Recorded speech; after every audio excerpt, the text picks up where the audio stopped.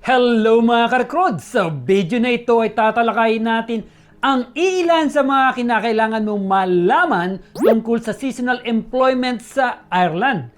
Alam mo bang isa sa magandang destinasyon para sa mga naghahanap ng seasonal na trabaho? Sa video nito ay babahagi ko sa inyo kung ano ang seasonal employment ng Ireland, pati na rin ang mga hakbang na kailangan mong sundan upang makakuha ng tamang visa at work permit. Ibabahagi ko rin ang mga eligible criteria, mga kinakailangan dokumento at iba pang proseso. Kaya kung interesado ka magtrabaho sa Ireland at maranasan ang buhay sa ibang bansa, taman-tama ang video ito para sa iyo. Kung bago ka pa lang sa channel ko, pakihit lang po ang like, subscribe, at pati na rin po ang notification bell para lagi kayong updated sa aking mga bagong video. Ireland Seasonal Employment. Ang Ireland Seasonal Employment ay tumutukoy sa pansamantalang trabaho na inialok sa mga partikular na panahon ng taon kung kailan tumataas ang pangangailangan sa ilang industriya. Ito ay kadalasan nauugnay sa sektor ng agrikultura, turismo, hospitality at iba pa, na kung saan kinakailangan ng karagdagang manggagawa upang matugunan ang demand. Halimbawa, sa agrikultura na kung saan ay mataas ang pangangailangan para sa mga manggagawa sa panahon ng pag-ani. Habang sa turismo at hospitality, tumataas ang pangangailangan tuwing summer o panahon ng bakasyon.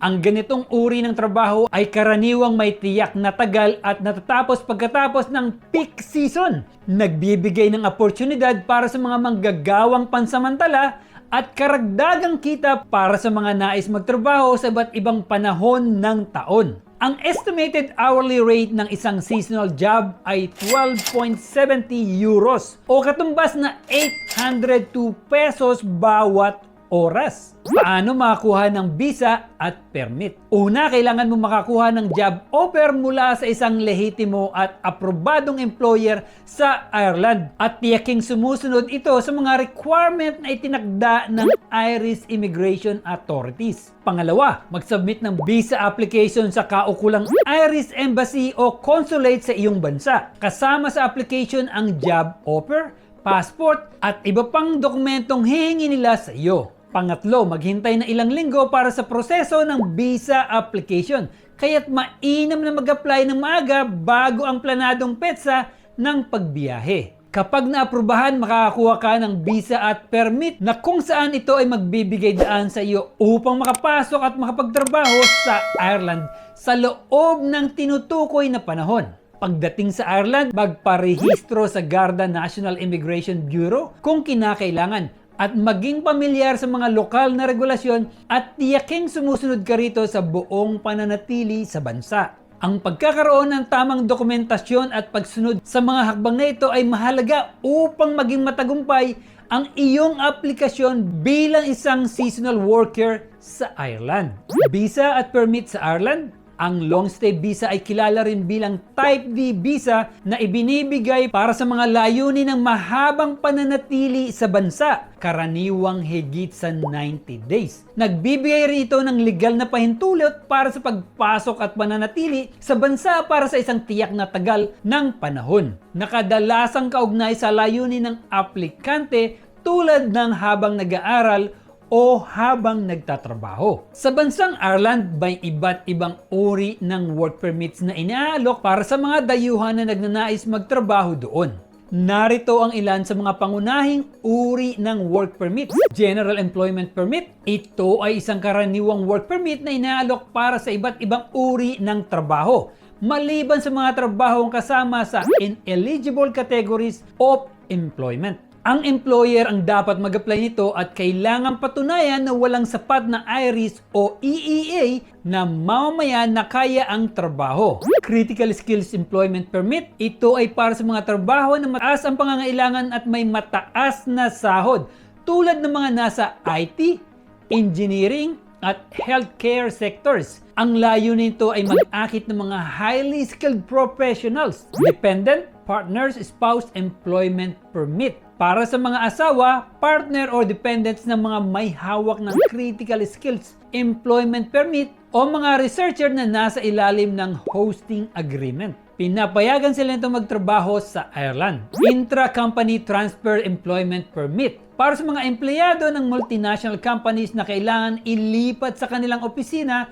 sa Ireland. Kabilang dito ang senior management, key personnel, at trainees. Contract for services employment permit para sa mga dayuhang empleyado ng isang foreign company na magkakaroon ng kontrata para sa serbisyo sa isang Irish company. Ang ibinahagi ko ay ilan lamang sa mga visa at employment permit sa Ireland.